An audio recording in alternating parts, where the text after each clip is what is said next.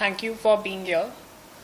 Today is an today is an important day for me because after several years away from competitive cricket, I can finally speak about a pathway back to the sport that has been such a significant part of my life.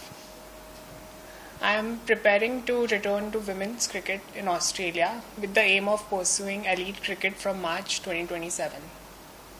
This has not been an automatic or an informal process. Cricket Australia has a framework designed to balance fairness, competitive integrity, and inclusion in women's sport, and my case has been considered through that framework.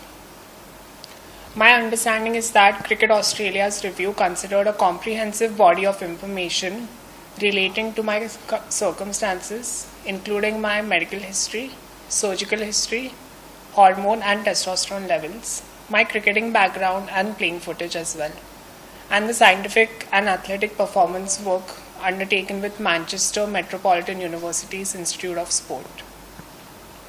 I appreciate the thoroughness of that process. For me, it was important that this was assessed through an established sporting framework rather than simply being a question of public opinion. I have also undergone gender affirming surgery, and I no longer have testes, which means my previous primary source of testosterone is no longer present. My most recent blood test in July recorded total testosterone at 0.6 nanomoles. That is within the female reference range reported by the laboratory.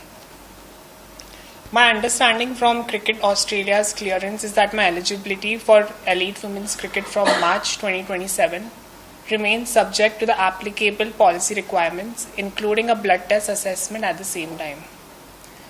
If that March 2027 test confirms that I continue to meet the required testosterone criteria, I will be eligible to pursue selection for elite women's cricket, including the Women's Big Bash League pathway.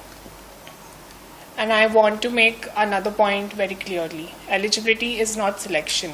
Cricket Australia has given me a pathway, which does not mean that I have been given a place in a team. I still have to train, compete, perform, and earn that opportunity. That's exactly how I want it. I don't expect my history or my identity to earn me a place on a cricket team. I want my cricket to earn me a place on a cricket team.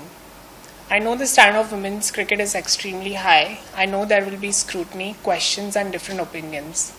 I respect that women's sport has legitimate considerations about fairness and competitive integrity.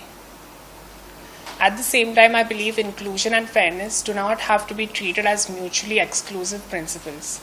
Good sporting policy should be capable of considering both. This is why I respect the process Cricket Australia has followed in considering my case. For me personally, this is about more than a policy decision. I began playing cricket because I love the sport. I competed because I wanted to become better. And when I transitioned, one of the most difficult possibilities I had to confront was that cricket might no longer have a place for me. I spent years trying to find a way back. Today, I finally have a pathway to try. I am not claiming that I have made a team. I am saying that I have been given the opportunity to compete for one, and I intend to work for it.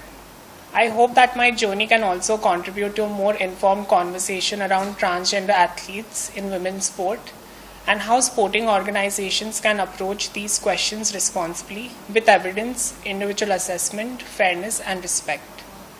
But ultimately, I want the conversation to come back to where it started from me.